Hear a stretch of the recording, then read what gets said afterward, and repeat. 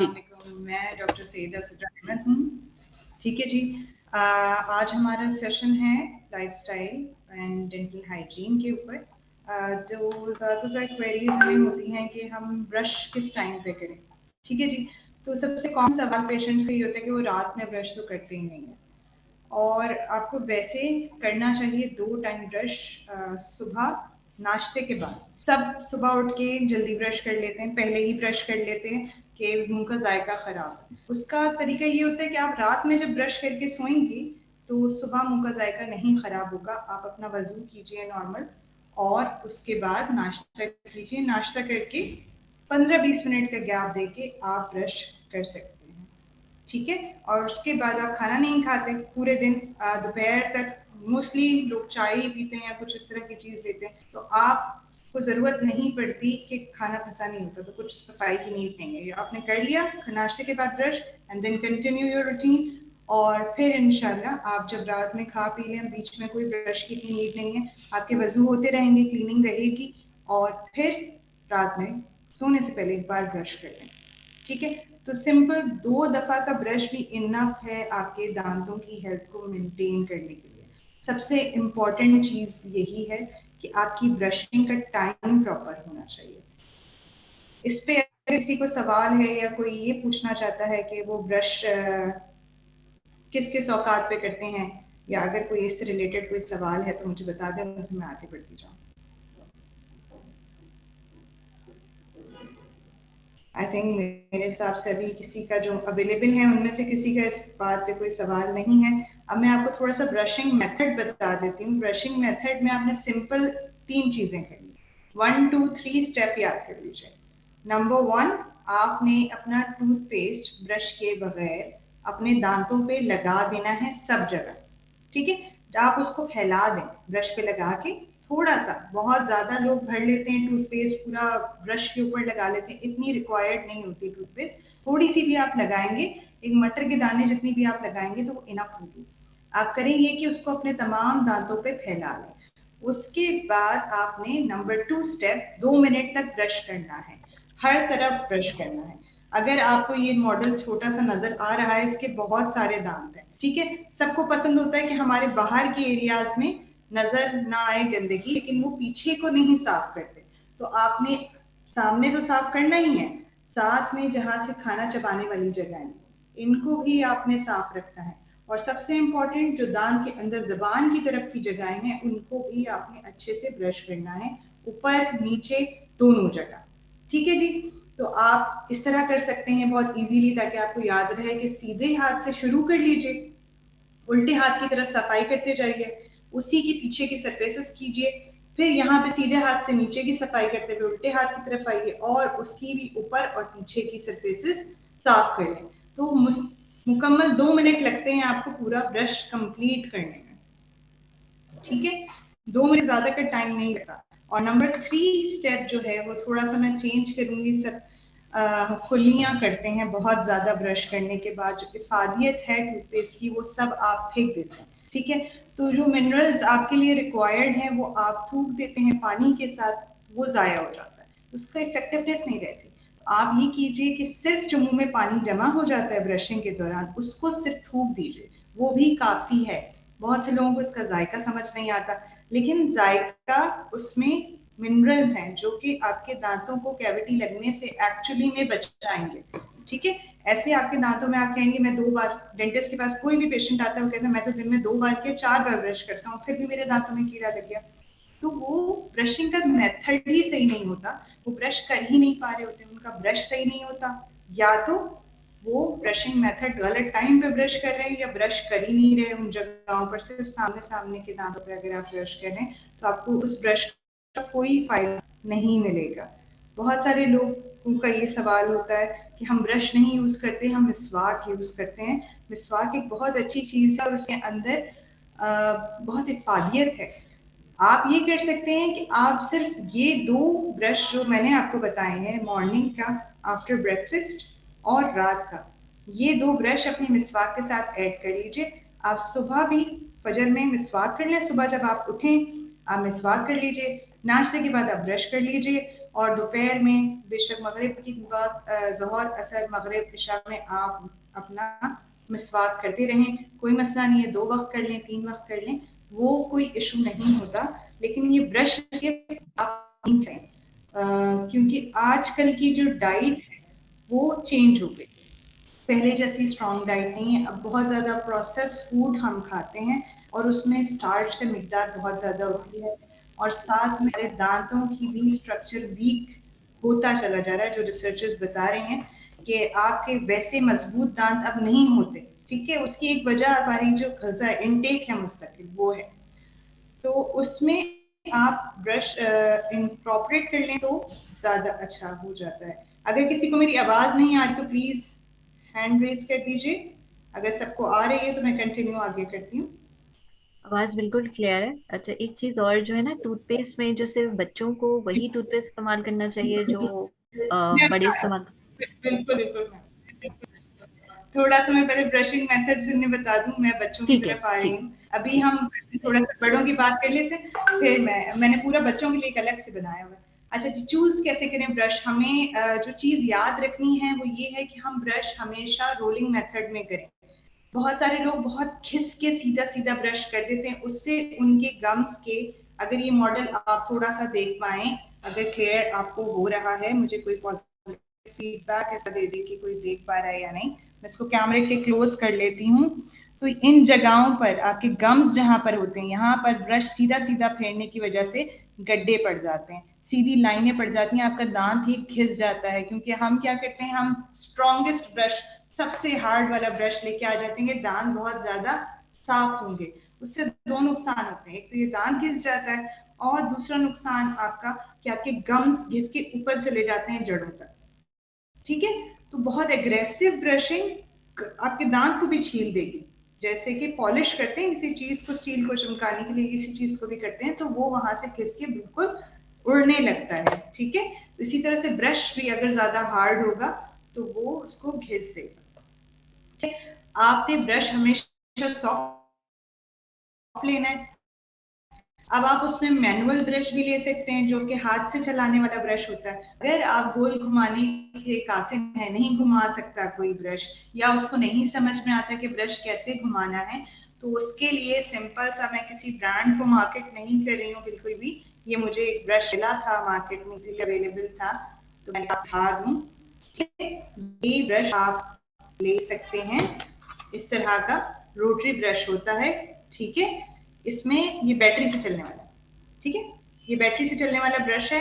आप ये ब्रश खरीद सकते हैं, ये खुद चलेगा, आपने सिर्फ इसको अपनी जगह पे रखना है, ठीक है। अब जाहिर सी बात है सब जगह ये नहीं अवेलेबल होगा, तो आप अपना नॉर्मल सॉफ्ट ब्रश लें और उसको घुमाते हुए यूज करें, आगे पीछे हर जगह से, तो वो भी उतना ही काम करेगा जितना अच्छा ये काम करेगा। लेकिन जैसे कुछ लोग होते हैं जो नहीं ब्रश कर पा रहे होते, उनके लिए ये बहुत अच्छी चीज है, और वो शौक से फिर ब्रश करते भी हैं, जैसे किसी को आदत नहीं होती तो, ठीक है जी। तो ये 2-3 बातें ब्रश से हवाले से बहुत इंपॉर्टेंट हैं कि आप ब्रश अपना याद रखें कि मैनुअल ले रहे हैं तो उसको रोलिंग मेथड में यूज करें, इलेक्ट्रिक ले रहे हैं तो ऑलरेडी रोलिंग में चलेगा, और आपने कोई भी ब्रश लेना है तो आपने सॉफ्ट लेना है। इसमें एक चीज मैं ये ऐड करूंगी कि आपको ब्रश के अलावा फ्लॉस की भी जरूरत है, क्योंकि ब्रश सिर्फ आपका बाहरी सरफेस को साफ कर रहा है। फ्लॉस इस तरह की पैकेजिंग में कोई चीज आपको मिल जाएगी, दांत के शेप की बनी हुई होगी, धागा हम इस्तेमाल नहीं करते, धागा गम्स को काट देता है। इसको आपने एक फ्लॉस को लेना है, ये वैक्स्ड होती है, ठीक है। इसको मैं जितना भी गम्स पे लगाऊंगी ये कटेगा नहीं, ओके। लेना कितना है, अपने अपने आर्म साइज को, अपने हाथ को देख लें, अपने हाथ के साइज का ऐसे करके हाथ में पकड़ना है, और एल्बो जहां तक शुरू हुई, कोनी जहां से मुड़ रहा है हाथ, उतना पीस ले लीजिए, और उसका यहाँ पर ब्लेड लगा हुआ है, इससे आपने काट लिया, हाथ में ले लिया, ठीक है। अब उसको 2 उंगलियों में आपने फंसा लेना है, एक को एक तरफ से, एक को एक तरफ से, कोई भी कर सकता है, बहुत आसान सी चीज है ये। आपका नॉर्मल वैक्स का धागा आपके हाथ में फंस जाएगा। अब आप इसे, मुश्किल होती है शुरू में, सब नहीं कर सकते, लेकिन कोशिश करें कि उसे अपने, जैसे ये 2 दांत हैं इनके, इनके 2 दांतों के बीच में मैं डालूंगी, ठीक है, अगर आपको नजर आ रहा है, और एक तरफ से डालूंगी, ऊपर जाऊंगी और फिर इसको साफ करती हुई नीचे आ जाऊंगी। इसी तरह से पीछे भी सब दांतों के बीच में करेंगे, यहाँ आगे के भी सब दांतों के बीच में करेंगे और नीचे भी करेंगे। तो ये थोड़ा सा मेहनत का काम है। तो इसके लिए हम कहते हैं कि आप रात में एक दफा कर लिया करें, या सुबह उठ के अगर आपके पास टाइम है तो सुबह कर लिया करें। ठीक है, अगर नहीं है टाइम और आदत भी नहीं बन पा रही, तो मैं अपने पेशेंट से सिंपल सी एक बात ही कहती हूँ कि आप एक दिन करने की आदत बना लें फ्लॉस। ठीक है, सिर्फ एक दिन, संडे के दिन कर लें, जिस दिन आप फारिग हैं उस दिन आप फ्लॉस करें और फील करें कि कितना दांत साफ हो रहे हैं, कितने मुंह से स्मेल आना कम हो जाएगी। ठीक है, और एक और बड़े मजे की चीज ये होती है कि जब दांत के बीच में कीड़ा लगा होता है तो वो नजर नहीं आता और पता भी नहीं चलता। तो जब आप फ्लॉस करेंगे तो फ्लॉस अगर किसी दांत के बीच में से फट के बाहर आ रही है, फट रही है, तो इसका मतलब वहां बीच में कीड़ा लगना शुरू हो गया है या वहां से वो कीड़ा फैल गया है।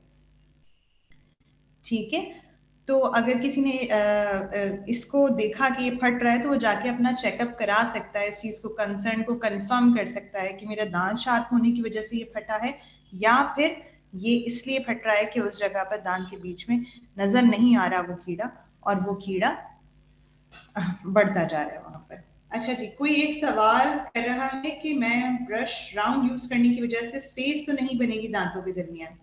देखिए, स्पेस कभी भी दांतों के दरमियान इस वजह से नहीं बनती, अगर नेचुरली नहीं थी स्पेस और बाद में बन रही है तो उसकी वजह ये होती है कि हमें गम्स का प्रॉब्लम शुरू हो गया, हमारे गम्स क्लीन नहीं हो रहे थे। ठीक है, और जब वो क्लीन नहीं होंगी तो आहिस्ता आहिस्ता हड्डी बैठती चली जाएगी और आपके दांत खुलते चले जाएंगे। स्पेस या तो इस वजह से बनेगा या फिर कीड़ा लगने की वजह से बनेगा। ठीक है, अदरवाइज आपका कीड़ा स्पेस ऐसे नहीं बनती। दो बहुत बहुत कॉमन है, उसके अंदर हम ये करते हैं।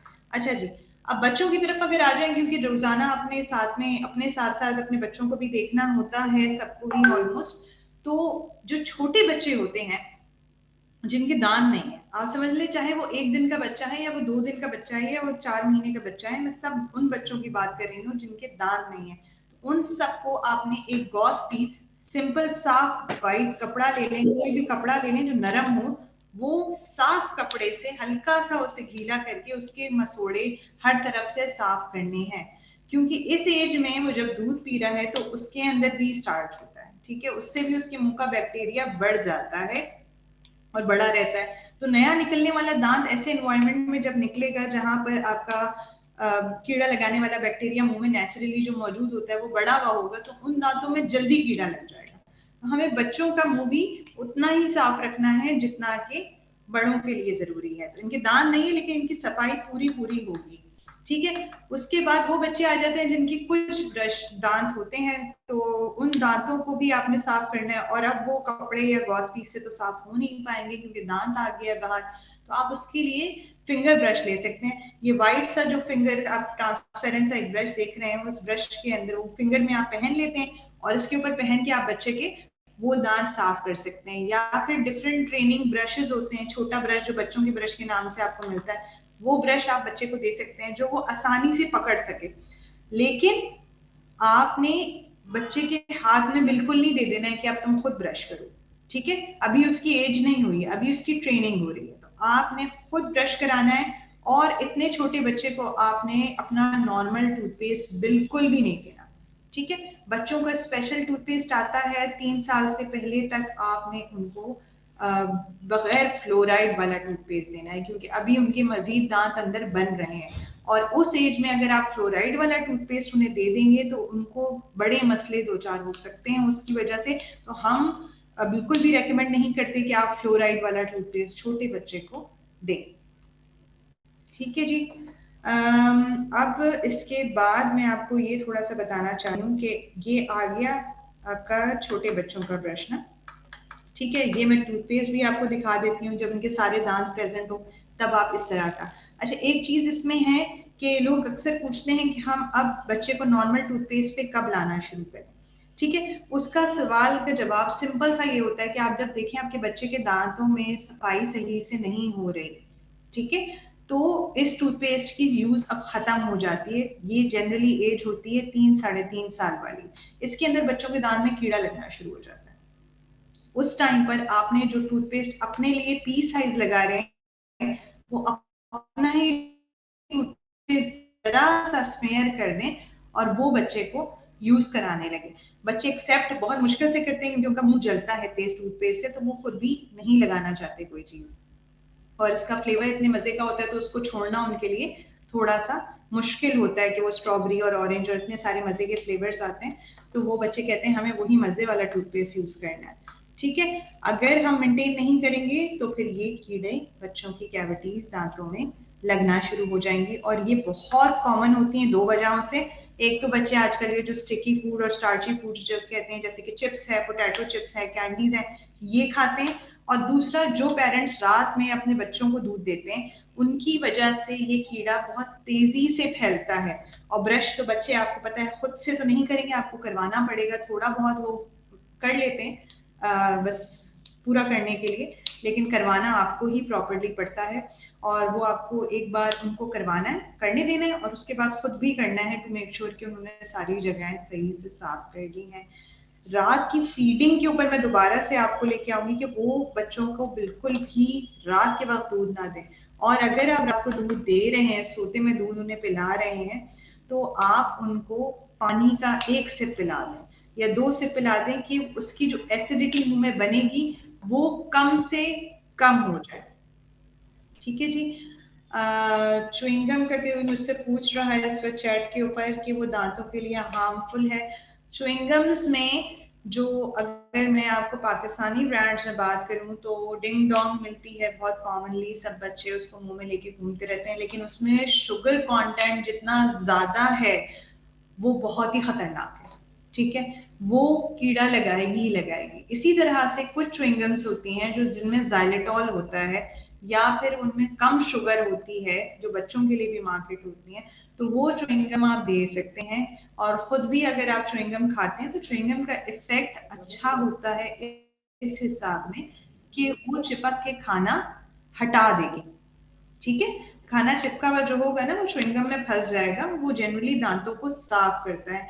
दूसरा फायदा, आपको एसिडिटी का इशू अगर है साथ में, तो आप जब च्युइंगम खाते रहते हैं तो वो भी कुछ हद तक कम हो जाता है, क्योंकि आप मुस्तकिल अपने डाइजेस्टिव सिस्टम को एक लिक्विड अंदर पहुंचता रहता है, सलाइवा आपका होता रहता है, तो उसमें एसिडिटी में भी पॉजिटिव इफेक्ट देखे जाते हैं च्युइंगम खाने के लिए। च्युइंगम हम किन चीजों में मना करते हैं, वो है आपके जब ब्रेसेस लगे हुए होते हैं, तार लगा हुआ होता है बच्चों के दांत सीधा करने के लिए, उसमें वो हार्मफुल है। और अगर जैसे कोई प्रोस्थेसिस, जैसे किसी ने दांत अगर लगवाए हो तो इस तरह के दांत आपके लग जाते हैं। ठीक है, ये ब्रिज होता है इस तरह से, दांत आपके दांतों के ऊपर, या तो ये दांत हो या फिर ये इम्प्लांट हो। जैसे हाथ में रॉड डलती है इस तरह से, कहीं दांत ना हो तो वहां इसमें भी स्क्रू लग जाता है, तो इसके ऊपर ये चिपका हुआ होता है। तो अगर आपका ये लगा हुआ है तो आप उसके ऊपर च्युइंगम खाएंगे तो ये च्युइंगम के साथ बाहर आ जाएगा, तो आप ये फिर च्युइंगम नहीं खा सकते। ठीक है, फिर उस सूरत में आपके लिए ये काफी हार्मफुल हो सकती है। ठीक है, इस तरह के सवाल आप लोग पूछते रहे, इसमें बहुत सारी बातें जो हमने नहीं सोची होती कि आज डिस्कस करेंगे, उसमें वो डिस्कस हो जाती हैं। थैंक यू, आपने बहुत अच्छा सवाल किया साथ में। ठीक है जी, इसी साथ हम आगे बढ़ते हैं। नाइट वाटर फीडिंग का मैंने आपको बता दिया है कि नाइट वाटर फीडिंग नहीं हमने करनी है। अच्छा जी, कैविटीज सबको पता है, हम कॉमनली कहते हैं कीड़ा लग गया। ठीक है, अब कीड़ा लगना एक अमल है, it's like it progress with time. थोड़े टाइम पहले छोटा कीड़ा होगा, ठीक है, और फिर वो बड़ा होता चला जाएगा, जैसे कि इन दांतों में देखा जा सकता है, अगर आपको साफ नजर आ रहा है कि इन कुछ दांतों में कीड़ा लगा हुआ है। ठीक है जी, तो ये बढ़ते बढ़ते इतना बढ़ सकता है कि इसकी नस को खराब कर दे। जब वो नस को खराब करेगा तो दर्द भी बहुत होगा, और दांत बचने के चांसेस भी फिर कम होते हैं। बहुत सारे लोग दांत जो बचने वाला होता है, जो रूट कैनाल से बच सकता है, कुछ एक ट्रीटमेंट होती है जिसमें हम जड़ की सफाई कर देते हैं, उसको भी वो निकलवा देते हैं। तो अगर आप पहले ही इसकी ट्रीटमेंट करवा लें, जब छोटी सी कैविटी है, छोटा सा कीड़ा आपके दांत में लगता है, उस वक्त ही आप ट्रीटमेंट करवा लें, जैसे कि हम सीधे हाथ की तरफ की पिक्चर में दिख रहे हैं यहाँ पर बहुत छोटा सा कीड़ा लगा हुआ है, उसकी अगर हम ट्रीटमेंट करवा लें तो हमें मुश्किल नहीं होगी। लेकिन हमें उस वक्त हम इतना देखते नहीं है दांत को, और कीड़ा बढ़ बढ़ के आपके दांत के अंदर की नस तक पहुंच जाता है, और कभी सूजन भी हो जाती है, और इतना इन्फेक्शन हो जाता है कि उस दांत को या तो रूट कैनाल करानी पड़ती है, और फिर उसके ऊपर दांत का कवर भी लगता है, और फिर पैसे खर्च होते चले जाते हैं, और लोग डेंटल ट्रीटमेंट से भागते ही इस वजह से हैं कि वो फिर कॉस्ट बढ़ती चली जाती है। तो उसमें सबसे आसान तरीका ये है कि सफाई अपनी मेंटेन रखें।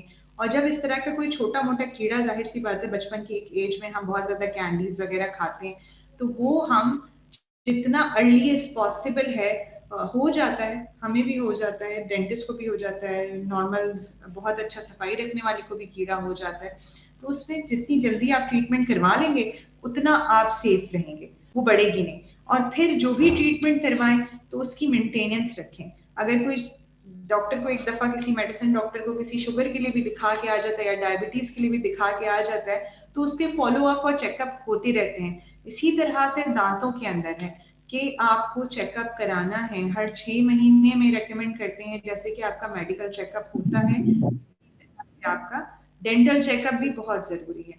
बहुत सारे लोग बड़े हो जाते हैं, 30-30 40-40 साल के, 50 साल के हो जाते हैं, वो कहते हैं हम आज तक डेंटिस्ट के पास तो गए ही नहीं, हमें जरूरत नहीं पड़ी। उस जरूरत का नाम होता है दर्द। जब दर्द होगा तो आप फिर डेंटिस्ट को ढूंढेंगे, अदरवाइज आप किसी भी डेंटिस्ट को पास जाना पता ही नहीं होता बहुत सारे लोगों को, तो भाई डेंटिस्ट करता क्या है और कितनी ज्यादा इनकी इम्पोर्टेंस है, क्योंकि आपके मुंह से तमाम बीमारियां शुरू होती हैं, और सारी गंदगी जो आपके मुंह में जमा होती है, स्मेल होती है, स्माइल का प्रॉब्लम होता है, बहुत सारे लोग सही से बात नहीं करते, तो वो सारी चीजें आपकी बहुत सिंपल से प्रोसीजर से सॉल्व हो सकती है। सिर्फ आप चेकअप कराएंगे, दिखाएंगे एक दफा, कोई छोटा मसला होगा तो वो डॉक्टर आपको उसी वक्त कोई छोटी ट्रीटमेंट से आपका वो हल कर देगा, और वो चीज बढ़ते बढ़ते बढ़ नहीं जाएगी।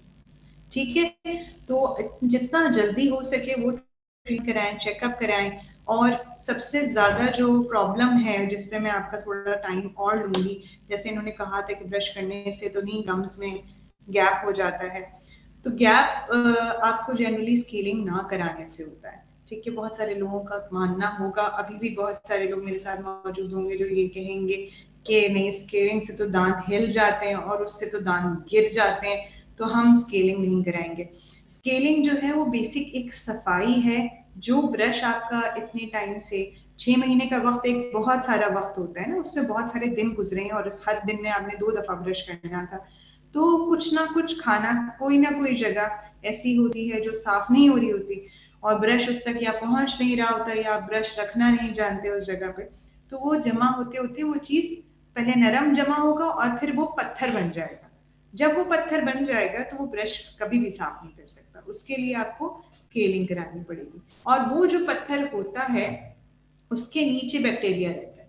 ठीक है, और वो बैक्टीरिया क्या करता है, वो आपकी हड्डी को आहिस्ता आहिस्ता आहिस्ता खाता जाता है, और आपके मसूड़े नीचे होते चले जाते हैं, जड़ें खुलती चली जाती हैं, और एक टाइम आता है कि आप उस वक्त जब डॉक्टर को दिखाते हैं तो फिर वो कहता है कि स्केलिंग कराएं, और वो पत्थर हटाते ही आपके दांत बिल्कुल हवा में झूल रहे होते हैं, और फिर वो कहते हैं इन्हें निकलवा दें।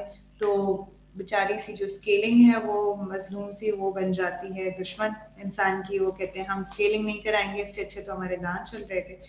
तो आप स्केलिंग नहीं कराते, उसकी वजह से ये हो जाता है। अगर आप बहुत अच्छी ब्रशिंग करते हैं तब भी आपको साल में एक दफा स्केलिंग करानी है, और अगर आप बहुत अच्छी ब्रशिंग नहीं रखते तो आपको 3 महीने से 6 महीने के दौरान में भी बार बार स्केलिंग करानी है। और बाहर जैसे आप देखेंगे तो बाहर तो बहुत कॉमन है, हर 6 महीने में आपको चेकअप भी कराना है और स्केलिंग भी करानी है, it is mandatory to go, आपको अपना अपॉइंटमेंट नहीं गिव अप करना होता। और इसी तरह से आप पाकिस्तान में अगर हम देखें तो हमारे यहाँ अवेयरनेस इतनी नहीं है, और लोग बहुत ज्यादा इसको एलिट ट्रीटमेंट समझते हैं अभी तक, जबकि ये बहुत कॉमन ट्रीटमेंट है, और ये सबकी बेसिक रिक्वायरमेंट है। ठीक है, तो वो कराना बहुत जरूरी होता है। आपने उर्दू में कुछ लिखा है कि पीला पीला लग जाता है, जैसे क्या कहा जाता है? जी, मैं उसी की बात आपको बता रही थी कि जो पीला पीला लग जाता है उसको प्लाक कहते हैं, और उसको ना साफ करें तो फिर वो पत्थर बन जाता है, जिसको कैलकुलस कहते हैं। और उसकी सफाई का सबसे कॉमन मेथड स्केलिंग है। स्केलिंग एक सिंपल सा प्रोसीजर होता है जिसके अंदर आपके दांत को पानी के जरिए साफ कर दिया जाता है। उन तमाम जी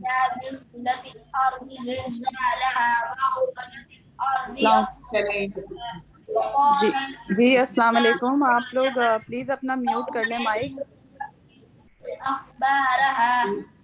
काइंडली माइक म्यूट कर लीजिए। जो ये 20 बिनते नज़ीर हैं, अपना माइक म्यूट कीजिए प्लीज। जी, मैंने इनको म्यूट कर दिया है क्योंकि शुक्रिया डॉक्टर सिद्रा। कोई मसला नहीं है। तो वो उनको शायद समझ नहीं आ हाँ, रहा हो वो कि किस तरह से आवाज जा रही। होंगे। मेरा आपसे एक ठीक है जी। सवाल है डॉक्टर ये सिद्रा, जब भी आपके पास जी टाइम जी हो आप। मेरे पास अच्छा, पूछिए बहुत बहुत पूछिए। पहले तो शुक्रिया, इट वाज वंडरफुल प्रेजेंटेशन। और थैंक यू सो मच। मैंने जज़ाकल्लाह। काफी नहीं, जज़ाकल्लाह खैर, बहुत सारी इंफॉर्मेशन थी इसमें। Really appreciate that. मैं खुद डॉक्टर हूँ, लेकिन मैं एमबीबीएस डॉक्टर हूँ। जाहिर सी बात है मेरी स्पेशलिटी इसमें नहीं है। और मुझे एक सवाल ये करना था कि मेरी बेटी है, वो 6 इयर्स की है, जो अभी टर्न हो रही है परसों 6 इयर्स की। तो उसके जो बिल्कुल दांत बिल्कुल अभी निकला नहीं नीचे का, और उसके दूसरा दांत मतलब नया दांत आ रहा है उसका। बिल्कुल। तो वो इस साथ में आ रहा है। हाँ, वो आ रहा है, अच्छा और जी। नीचे वाला हिल भी नहीं रहा। ऊपर वाला तो हिल भी रहा था, लेकिन नीचे वाले तो सही। हिल भी नहीं रहे, और नीचे दांत निकलना शुरू हो गया है। ऑलमोस्ट आ रहा है वो। तो इस सिचुएशन में अच्छा। आपकी क्या एडवाइस होगी? हाँ बिल्कुल। अब इसमें देखिए ये टॉपिक बहुत वास्ट है। और इसमें हम क्या करते हैं कि सबसे पहले तो इस चीज को समझना है, बहुत सारे लोगों को ये जो दूध के दांत हैं उनको भी उतनी ही इक्वल ट्रीटमेंट की जरूरत है जितना कि आपके नए जो परमानेंट दांत होते हैं, ठीक है ना, जिसको जो जिंदगी भर आपका साथ देंगे। हम्म। तो अल्लाह ताला का बड़ा अच्छा सा निजाम बनाया हुआ है कि आपको सीखने के लिए उन्होंने दूध के दांत दे दिए और उसके बाद मेंटेन करने हैं आपने अपने नेचुरल दांत, ठीक है ना। तो वो अल्लाह ताला की बस जात है कि उसने हमें एक चांस दिया है कि आप जो है ना पहले उस पर सीख लें और उसके बाद आप नए दांत को मेंटेन कर सकें। तो ये एक प्रोसेस होता है जिसके अंदर बच्चों के दांत ना जनरली गिरना शुरू होते हैं, और वो प्रोसेस होता है 6 महीने से 6 से स्टार्ट होता है। जैसे आपकी बेटी अभी 6 साल की होने वाली है, तो अब 6 से 7 साल की उम्र में उसके सामने के कुछ दांत गिरेंगे, ठीक है, हम्म। लेकिन पीछे के दांत नहीं गिरेंगे, ठीक है। राइट। अब एक दांत तो हिल के गिर गया। हिलता कैसे है दांत की, जब आपका नया आने वाला दांत है वो नीचे जो प्रेजेंट दांत है उसको ऊपर से पुश करता है, ठीक है। हम्म। और अगर ये जो नया आने वाला दांत है वो जरा सा उसके पीछे या जरा सा उसके आगे होगा तो उसकी जड़ को वो पुश नहीं करेगा। तो वो ओके। जब पुश नहीं करेगा तो हिलेगा नहीं, ठीक है, और वो गिरेगा नहीं। आप ये कर सकते हैं कि इस एज में जब से ये 5 के हो जाए, ठीक है, तो हम्म। आप इनकी वो डाइट स्टार्ट कर देनी है, फाइब्रस डाइट, जैसे कि एप्पल डायरेक्टली खाना है, हम्म। गाजर डायरेक्टली खानी है, क्यूकम्बर दे, खीरा दे, मूली दे, गाजर दे, उनसे कोई उनको काट के देने की जरूरत नहीं है।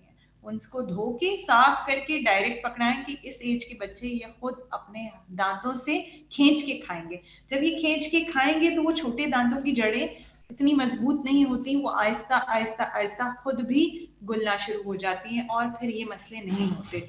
फिर भी अगर दांत नहीं हिलता और नहीं गिरता तो फिर हमें अगर नजर आता है कि ये दांत पीछे से दूसरा गलत डायरेक्शन में आ रहा है तो हम उसको अर्ली निकाल देते हैं, ठीक है, सुन अच्छा। करके निकालते हैं। कभी किसी बच्चे को कोई तकलीफ नहीं होती, हम उस दांत को निकाल देते हैं। और उसको निकालने का मकसद ये होता है कि पीछे से आने वाले दांत को कुछ जगह मिल जाए और वो अपनी सही जगह पर शायद आ जाए।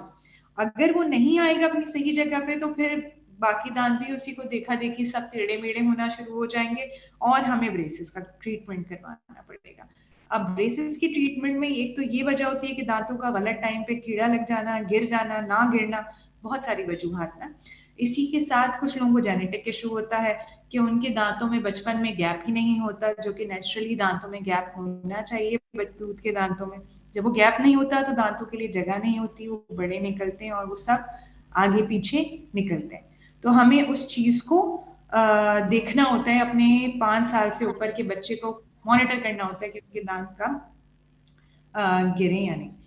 अच्छा जी, अगर इसमें और मैं कोई चीज आपकी रहनुमाई कर सकूं तो मुझे नहीं नहीं, बहुत बताइएगा। शुक्रिया। नहीं, ठीक है फिर नहीं, मैं आपको बता सकती हूँ कि ब्रेसेस का ट्रीटमेंट अगर जैसे आप वो स्टेज में पहुंच जाए तो उसका पहला फॉलोअप आपको 7.5 से 8 साल की उम्र में कराना होगा, जिसके अंदर आपको पता चलेगा कि इनको ब्रेसेस कब से लगेंगे। कभी कभार हड्डी के मसले भी होते हैं कि ये वाली हड्डी जो ऊपर के जॉ की है वो छोटी या बड़ी रह जाती है, तो वो हो सकता है इस अर्ली ग्रोइंग एज में कि बच्चे को कुछ अप्लायंसेस तरह की लगा दे और उनकी हड्डी लेवल कर ली जाए। ठीक है, तो आपने पहला ब्रेसेस की तरफ जाना पड़े या फिर आप देखें कि बच्चे के दांतों में टेढ़ापन आ रहा है, तो पहला फॉलोअप ऑर्थोडोंटिस्ट से उस टाइम पर होगा 7 से 8 साल। ओके, हो सकता है उस टाइम लग जाए, सकता है बाद में लगे। बाज लोगों के मुंह में थूक बहुत बनता है, क्या वो दांतों की खराबी की वजह से होता है? थूक आना तो अच्छी बात है, थूक ना आना बहुत मसला हो जाता है, क्योंकि जिनके मुंह में थूक कम आता है उनका बहुत ज्यादा कीड़ा लगता है ड्राइनेस की वजह से।